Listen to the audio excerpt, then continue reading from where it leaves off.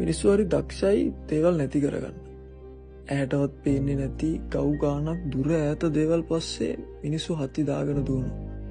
එහෙම දුවන අතරේදී එයාලා ළඟින්ම තියෙන ගොඩක් දේවල් එයාලට නැති වෙලා යනවා. හැබැයි අඩුම තරමේ එයාලා දන්නේවත් නැහැ. එයාලට නැති වුණේ ජීවිතේ වැඩිපුරම වටින දේවල් කියලා.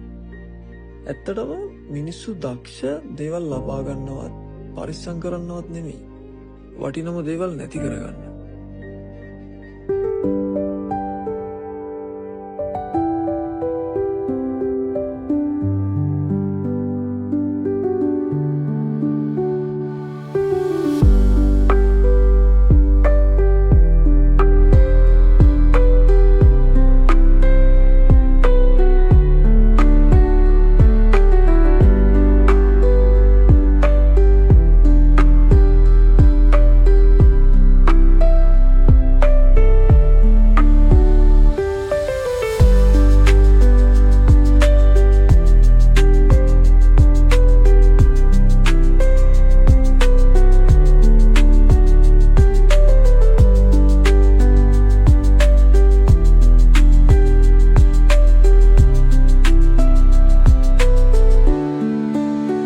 ගෙවුණු කෙටි කාලය ගැන කල්පනා කරනකොට මට දැනුණ දෙයක් තියෙනවා.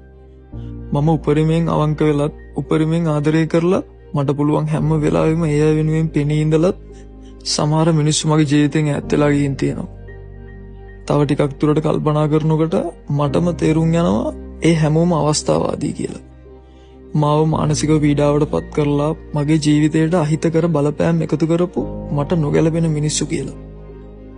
ඉතින් දැන් මට තේරෙනවා මාව රිද්දපු, අඬවපු, රවට්ටපු, මාව පාවිච්චි කරපු, මගේ ජීවිතයට අහිතකර බලපෑම් ඇති කරපු මිනිස්සු හරිම ඉක්මනට මගේ ජීවිතෙන් ඈත් වෙලා ගියා කියලා.